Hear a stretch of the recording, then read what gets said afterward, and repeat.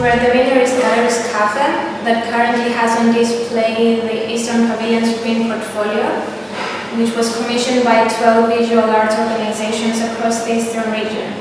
We're with Kaavous Clayton, Chief Curator of the Minories Galleries, co-founder of Kaavous-Bhoyroo Art Agency, as well as an independent curator who has curated the Eastern Pavilions Print Portfolio that we're looking at today.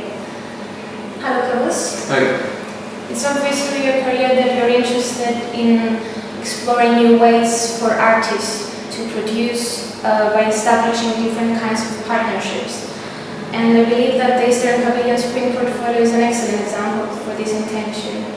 How would you comment in the idea that you came up with for this project? I think the idea was sort of led from the Arts Council strategy, so from the Arts Council's scheme it was called Turning Point, and it was a way to get organisations to work together to think about common issues, common problems, and try to work together for solutions.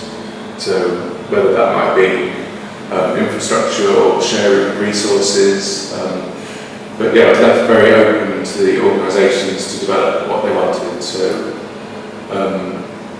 in the Eastern region there were issues of supporting artists, and obviously that's what visual arts organisations want to do, so that's a sort of key point, but also exploring market areas and finding ways of developing new work. So yeah, this project was one of several parts of Eastern Pavilions that felt like it addressed some of those issues. And why is the portfolio in this specific form, limited editions, groupings? It came from trying to find something that worked for 12 organisations which were all very different, ranging from Outpost to artist-led gallery to Norwich Castle, a sort of larger institution, and trying to find something that everyone could contribute to that wouldn't compromise their values or ideals, and would come together to represent everything that they all do. So that was the aim. And how did you find the experience of establishing a partnership with the organizations across the Eastern region? It was a challenge, mostly because of the diversity.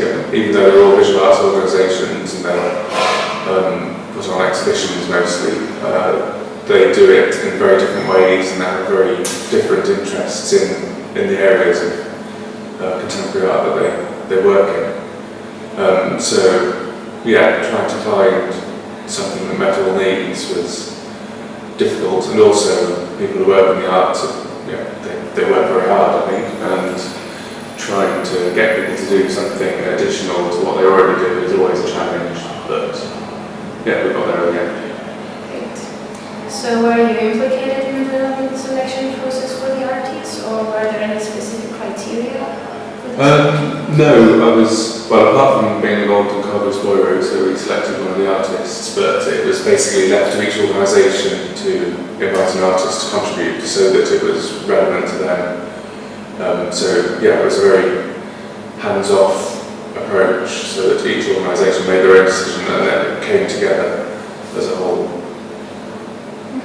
Okay. And Arts Council England commented that East Anglia was suffering from limited developing arts infrastructure and low levels of engagement. Do you believe that this new network was a fruit of the necessity to search for sources of income and as well as like-mindedness?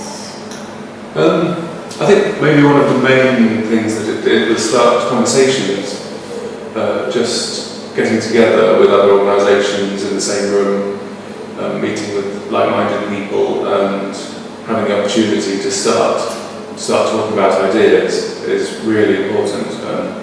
If you don't speak to other people, then nothing is ever going to happen. So by starting these conversations and allowing ideas to develop, then new projects can build and that can engage new audiences. And there is the market element as well, but that was set up so that everything fed back into the project and back to the artists as well. So. So it seems that the project's major ambition seems to point towards the idea of working collectively with a focus on developing and enhancing inter-regional partnerships. And it seems that you're interested in both sharing resources and knowledge, as well as supporting contemporary artists through several talks that you had across the Eastern region and London. And how do you think that the print portfolio has contributed to this aim for sharing resources, knowledge, and... I think it's highlighted, well, the breadth of approaches that organisations across the region take, the breadth of interest and the quality of what they do as well. These 12 organisations are all very different, but what they deliver is of an extremely high standard, and the artists they've worked with, really important, I think. We've got Elizabeth Price's former Turner Prize winner behind us, coincidentally, and there's another Turner Prize nominee, Vonna-Michell. And all the artists who've contributed have been of a high quality in their own area. Great. So last comment question before closing our conversation. The act of purchasing a print from the Eastern Pavilions Print Portfolio is not only about supporting the artists, but also about supporting the curatorial collaborative practice in rural Eastern areas, where one could say that the struggle to combat the cultural isolation can be more striking. Do you have any future plans on how to extend this project, such as adding more artists or independent curators?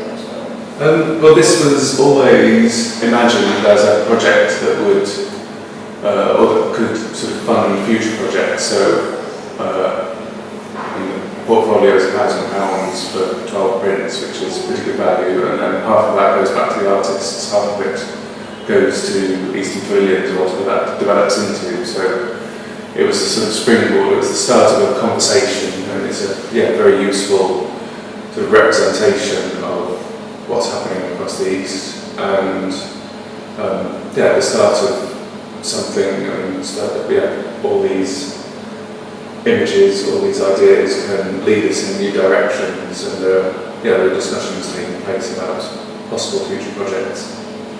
Excellent. Thank you very much, Kaavous. Thank you.